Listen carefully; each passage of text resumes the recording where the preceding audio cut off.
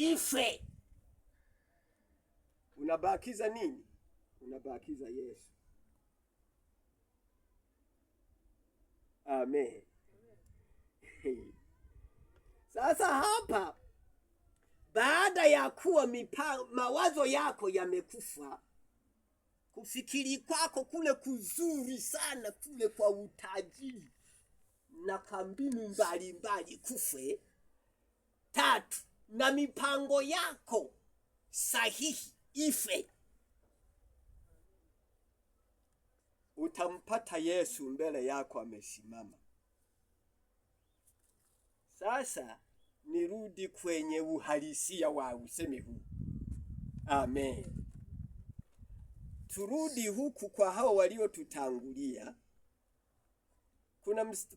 Kuna wimbo huu wacha tuuimbe. Sijui sana kama huo na uimba kwa kuelewa vizuri. Namba 118.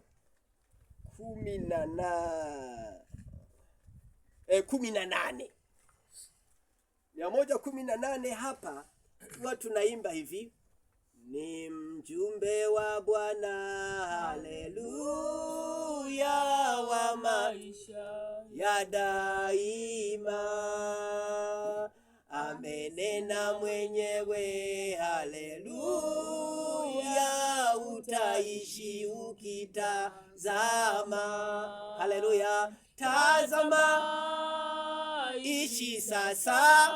Haleluya, kumtazama Yesu. Iye amina, amenena mwenyewe, haleluya, utaishi. Amen. Sasa jamani, usemi huu yani utabakiza Yesu. Na unapomtazama unakuwa hai. Amen. Kiroho mbele za Mungu. Mungu anakufunulia ya kufanya. Amen. Ya kwangu nimeua yote.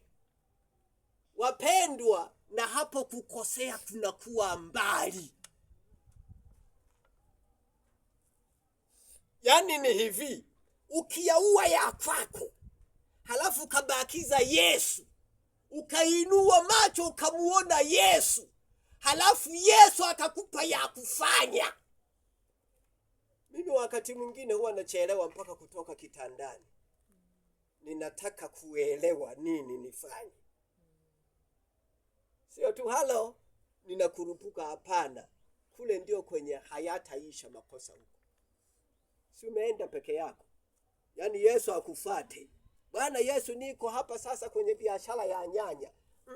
Nani amekupeleka huko? Kwa kuwa tumemuona Mama Salome ameuza nyanya, amenunua bajaji.